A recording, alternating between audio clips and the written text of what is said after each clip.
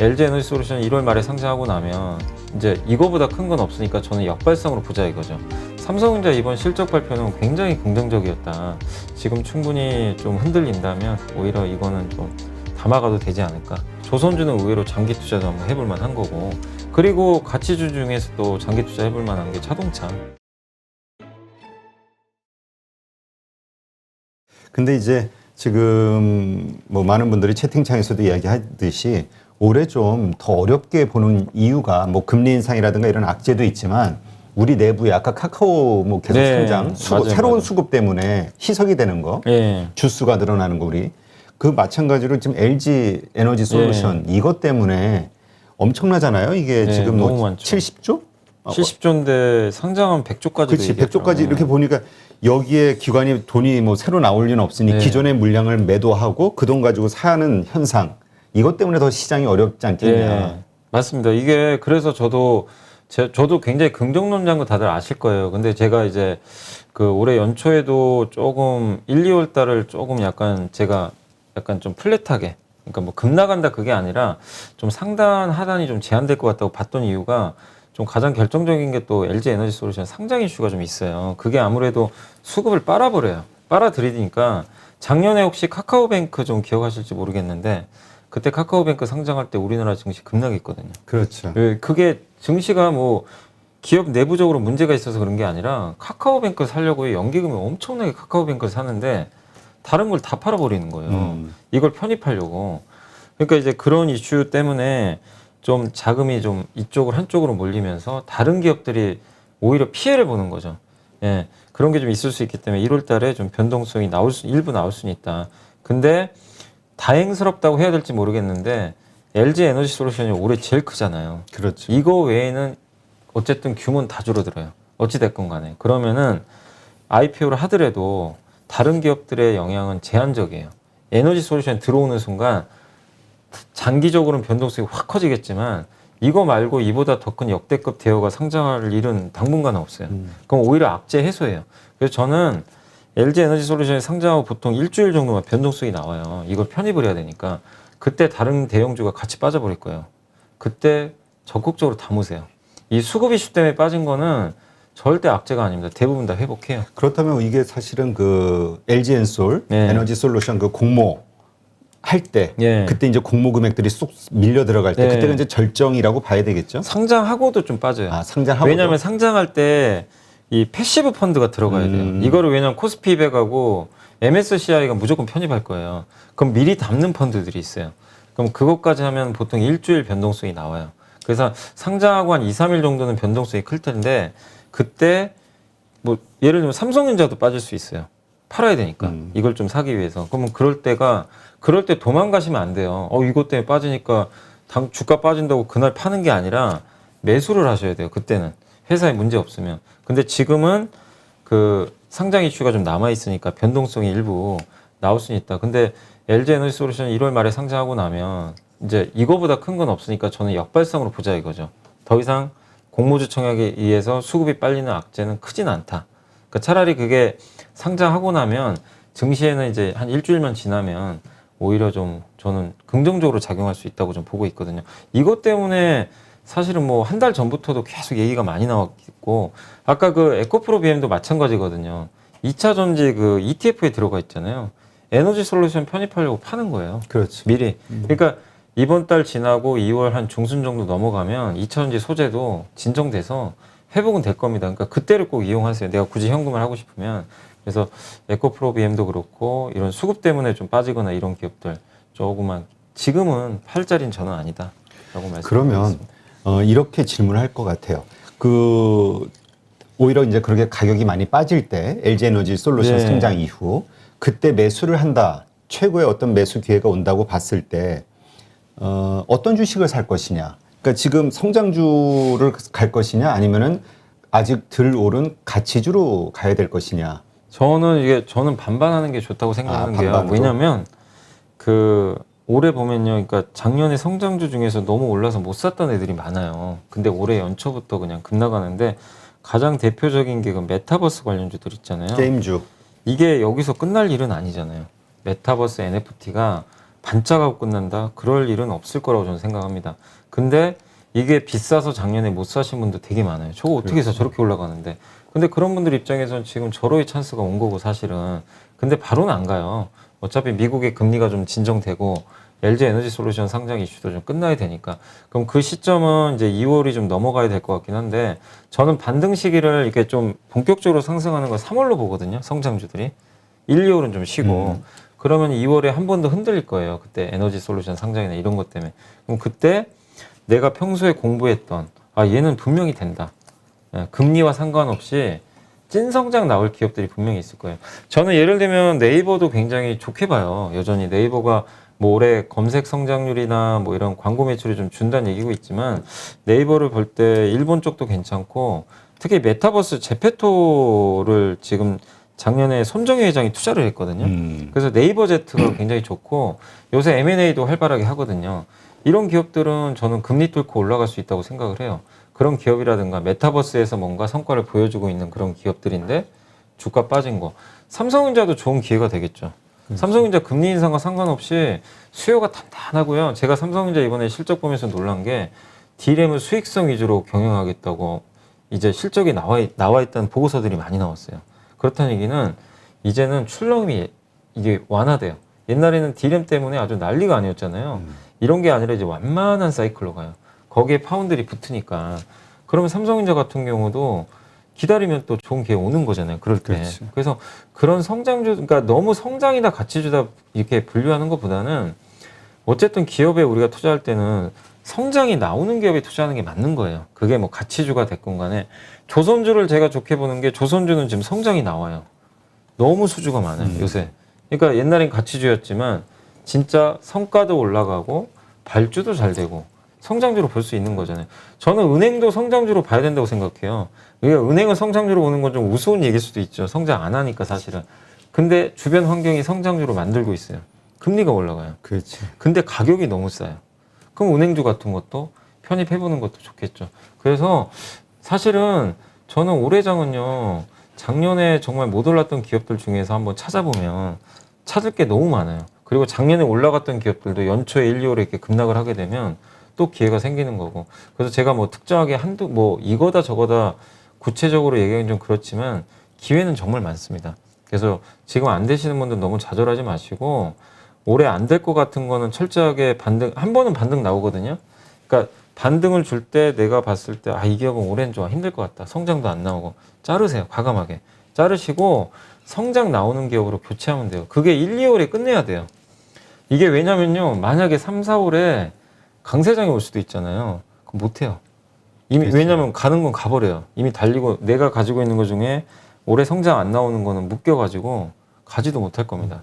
그러면 이제 격차가 점점 벌어져요. 그래서 1, 2월 안에 그러니까 성장주도 한 번은 반등 나옵니다. 이게 계속 빠지는 게 아니니까 기술적 반등 나올 때 얘는 좀 올해는 힘들겠다. 이런 것들을 좀 잘 공부를 통해서 면밀히 살핀 다음에 교체를 꼭 잘 하셨으면 좋을 것 같아요. 1, 2월은 좀 그걸 할 시기가 아닌가라고 보고 있습니다. 안녕하세요. 815 모니톡 시청자 여러분. 이베스트 투자증권의 염승환 이사입니다. 2022년도 주식시장 전망과 투자 방향이 담긴 요약집을 제가 직접 작성하였으니 새로운 투자를 준비하시는 마음으로 꼭 한번 읽어보시기 바랍니다. 신규 발간된 2022 트렌드 요약집을 받을 수 있는 방법을 알려드릴게요. 요약집은 이베스트 투자증권 계좌를 처음 만드신 신규 고객님이라면 누구나 신청 가능합니다. 계좌 개설하는 방법 안내해 드릴게요. 먼저 플레이스토어 앱스토어에서 이베스트 모바일 앱을 설치하신 후 다이렉트 계좌 개설을 진행하시기 바랍니다. 계좌 개설 시 개설점은 반드시 다이렉트로 선택하셔야 합니다. 마지막으로 이벤트 코드란에 815를 입력하시면 이벤트 신청이 완료됩니다. 이벤트 신청 고객님께는 요약집뿐만이 아니라 주식 투자 시 바로 사용 가능한 주식 상품권 5,000원권도 저희가 입금해 드리니 참여하셔서 혜택 모두 꼭 받아가셨으면 좋겠습니다.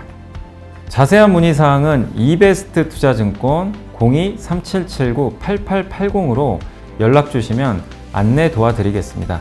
2022년 주식시장 전망과 메가트렌드 산업 내용, 주식 트렌드 요약집에서 꼭 확인해 보세요.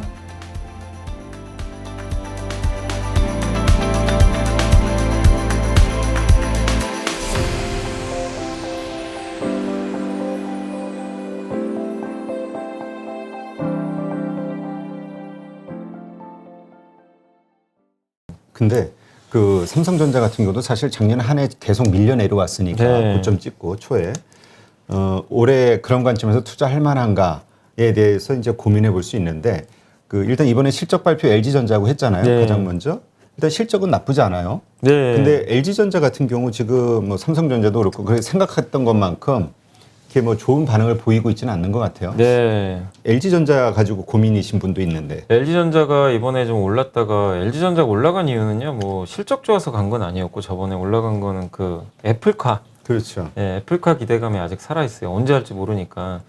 그리고 일각에서는 뭐 LG전자가 자동차 만드는 거 아니냐. 왜냐면 소니도 지금 자동차 만들겠다 그러니까.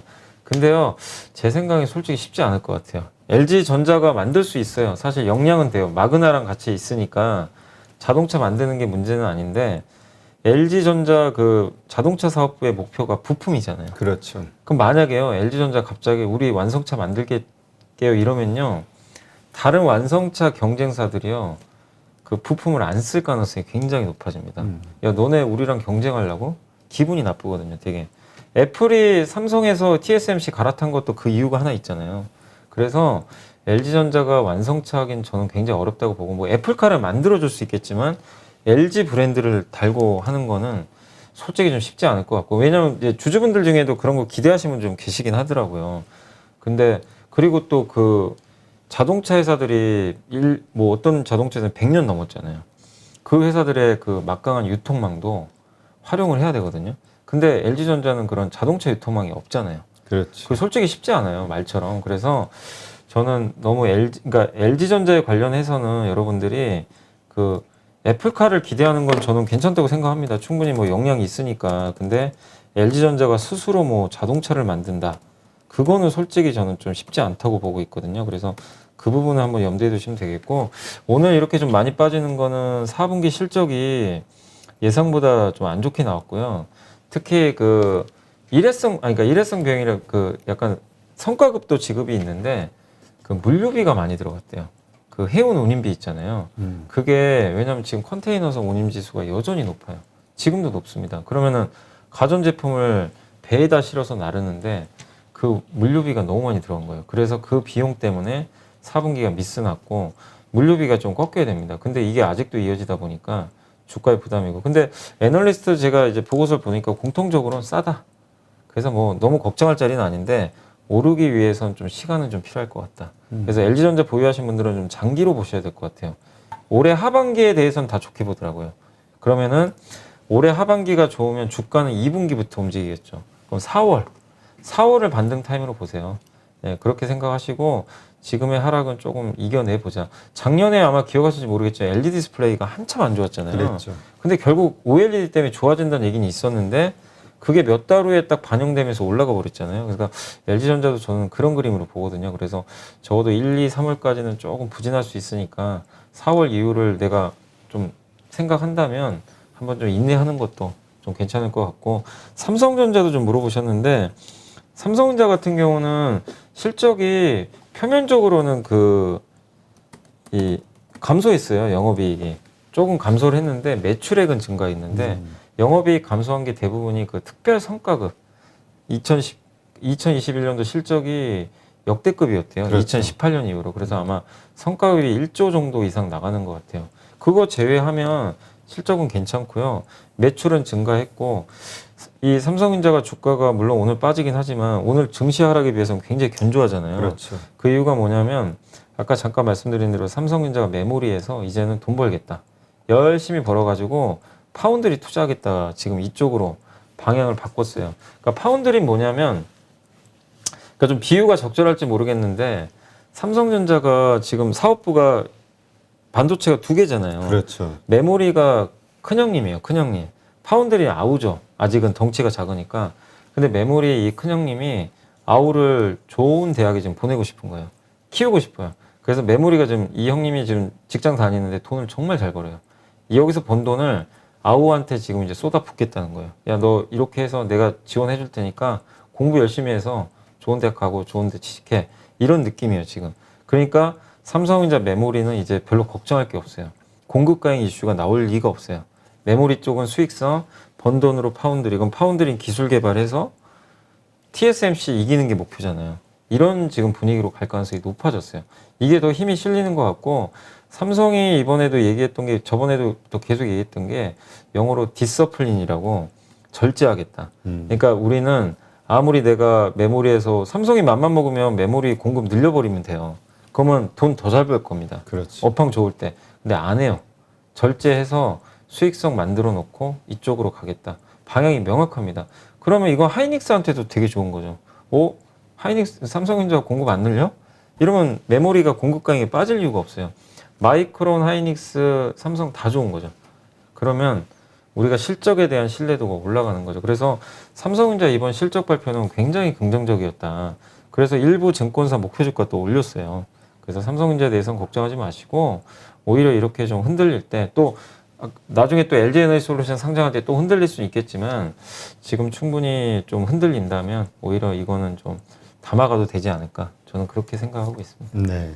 그러니까 지금 우리가 그 포인트를 삼성전자 같은 경우는 이제 앞으로 파운드리에서 파운드리를 봐야 돼요. 그렇죠? 네, 맞습니다. 그게 어떻게 나오는가 뉴스도 네. 그렇고 그다음에 LG전자는 이제 전장 사업을 봐야 전장 되겠죠. 사업이요, 맞아요. 근데 그게 기대는 하시는 건 좋은데 당장 뭐 성과는 안 나오니까 그렇죠. 조금 시간은 걸릴 수 있다는 거 염두에 두시면 되겠습니다. 그러니까 하여튼 이러한 관점 포인트로 관련된 어떤 뉴스, 긍정적인 호재들이 나올 때 예, 그건 우리가 예상할 맞아요. 수 있는 거잖아요. 그러니까 저도 이제 한마디 더 말씀드리고 싶은 게 기업을 볼 때 내가 어떤 기업을 이렇게 매매하거나 투자하다 보면 물리기도 하고 수익도 나요.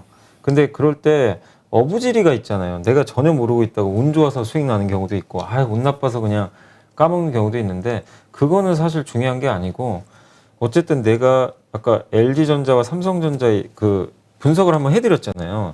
여러분들도 이 정도는 할 수 있어요. 이거 어려운 거 아니거든요. 다 보고서 읽어보고 하면 똑같은 얘기 다 나오니까. 근데 내가 스스로 그거를 알고는 있어야 돼요. 그래야 내가 LG전자를 갖고 있건 삼성전자를 갖고 있건 판단을 해가지고 지금 더 살까? 좀 기다려볼까? 이 판단이 가능해요. 아니면 줄일까? 이걸 하려면 내가 이 기업의 사업 모델을 알고 그 다음에 이 기업의 앞으로의 미래를 봐야 되잖아요. 미래의 흐름이 어떨지를 내 스스로 전망을 한 다음에 결정을 내려야 되거든요. 근데 그게 만약에 안 돼 있으면 그냥 오늘 하루 빠지니까 이거 손절할까? 오늘 올라가네? 더 사야 되나? 이 고민만 하다가 결국 나중에 이제 주가 급변동할 때 반대 상황에서 바닥에 손절하고 고점 갈 때 막 추격해서 사버리고 이런 경우들이 많이 발생하거든요. 그래서 여러분들이 삼성전자 지금 LG전자 오늘 빠지는 게 중요한 게 아니라 왜 빠지고 그 빠지는 가운데 우리가 뭘 봐야 되는지 그걸 보시면 돼요. 그래서 저는 LG전자는 조금 보유는 괜찮은데 어차피 주가 바닥이니까 좀 시간은 걸리니까 여유 있게 들고 가는 게 맞고 삼성전자는 지금도 저는 나쁘지 않다고 보는 게 아까 말씀드린 대로 수익성 위주 경영. 그러면은 오늘 빠져요. 사실 매수해도 나쁜 위치가 아니거든요. 그러니까 약간 그런 식으로 여러분들이 한번 여러분이 보유한 기업들도 한번 분석을 해보시면 좋을 것 같습니다. 네. 그러니까 이제 우리가 지금 이야기 나누고 있는 게 그 LG 에너지 솔루션 상장 이후에 좀 그 수급 문제로 상당히 좀 주가가 안 좋을 때 어떤 주식을 살 것이냐 네네. 이런 관점에서 이제 지금 작년에 그러니까 성장 주면서 작년에 덜 올랐던 혹은 뭐 오히려 빠졌던 네. 이런 주식들에 대해서 점검을 하고 있는데 이제 성장주 말고 가치주를 또 생각하시는 분들이 있단 네, 말이에요. 맞아요. 경기민감주 네, 좀 흐름이 맞아요. 좋으니까 아까 뭐 조선주 좋다고 말씀하셨는데 이런 조선주나 철강 화학 쪽으로도 괜찮지 않을까? 이런 거를 그때 또 사야 되지 않을까? 이렇게 생각하는 분들도 있을 것 같아요. 그러니까 저는 일단은 지금 1, 2월만 놓고 보면 가치주가 훨씬 유리하죠, 지금. 당연히 훨씬 더 지금 좋은 상황이고 미국 금리 때문에 그래서 가치주 위주로 좀 당분간은 뭐 플레이하는 것도 나쁘지 않다고 보는데 근데 가치주에서도 이게 성장이 올해 나올 기업이 분명히 있을 거예요. 근데 성장이 아니라 그냥 금리나 이런 이제 어떤 증시 변화 때문에 반사이익 얻어서 가는 기업도 분명히 있을 거고 그걸 좀 잘 구분하시면 좋을 것 같아요.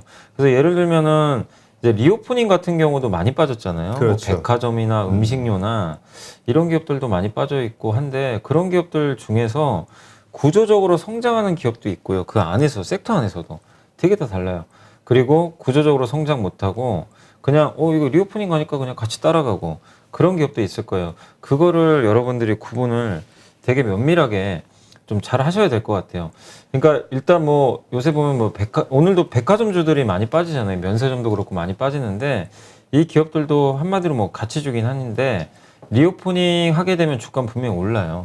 오르는데 구조적 성장주는 아니에요. 누가 뭐 요새 대형 유통사를 구조적 성장한다고 하겠습니까? 그러니까 그런 기업들은 어느 정도 내가 수익이 나면 트레이딩을 하면 돼요. 근데 그게 아니라 아까 조선주처럼 발주가 나와요. 근데 올해 분명히 좋은 게 전 지정학적 리스크도 조선주한테 호재라고 보는 게 러시아하고 지금 독일이 사이가 되게 안 좋아요. 가스 끊어버리겠다 막 이러니까 그렇죠. 독일 입장에서는 짜증이 나는 거죠. 이거 파이프라인을 못 받으면 그래? 우리 미국에서 받자. 그래서 미국 LNG 선박들이 지금 이쪽으로 많이 간대요. 유럽으로. 그럼 미국의 에너지 그 회사들 있죠. LNG 운영하는 한국에 발주를 넣을 겁니다. 이거 유럽에서 이제 수주가 많겠는데? 수출을 많이 하겠는데? 그러면 배가 부족하면 어디다 맡겨요? 우리나라 조선주밖에 못 만들어요. LNG 선박은 거의. 그러니까 이런 것도 한번 생각해 보는 거죠. 그러면 조선주는 같이 주지만 팔 이유가 없는 거예요. 가져가도 돼요, 사실은.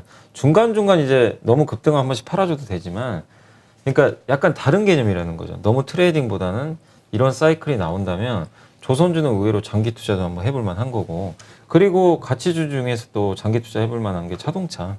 작년에 너무 안 갔잖아요. 그렇죠. 올해도 정말 사실 지금도 안 좋아요. 기대는 엄청 네, 불러야 너무 했는데 되는데 그래서 이제는 자동차 얘기하면 다들 싫어해요. 사람들이 안 믿어요. 그렇지 양치기가 돼버린 네, 거야. 양치기가 되고니까 그래서 저는 더 기회 갖고 일단 작년에 안 갔잖아요. 그렇죠. 그래서 저는 일단 가장 지금 보고 있는 게 안 오른 기업이 뭐가 있나 작년에 그 중에 모멘텀을 봐요.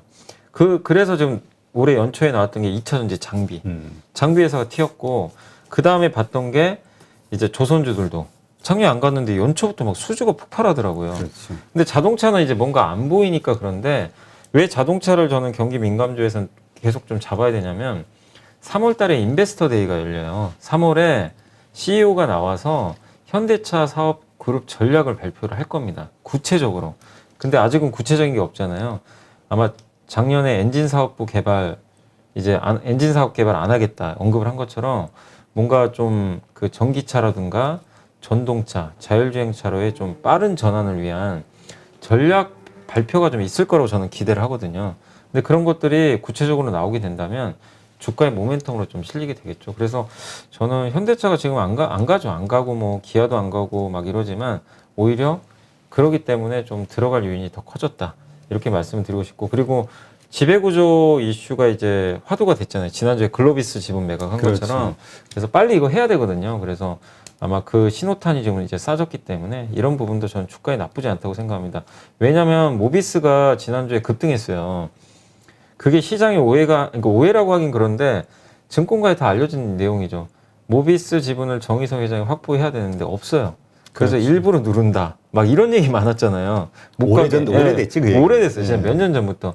근데 이제 이런 이슈는 끝나가는 거죠. 지배구조 이슈가 시작이 됐기 때문에 그래서 그렇게 좀 모르겠어요. 시장의 오해 때문이긴 하지만 억울하게 눌려있던 또 일부 자동차 부품 회사도 주가 할인율이 줄어들 수 있으니까 자동차는 저는 좀 이제는 좀 담아볼 때가 아닌가 이렇게 좀 생각을 하고 있습니다. 네.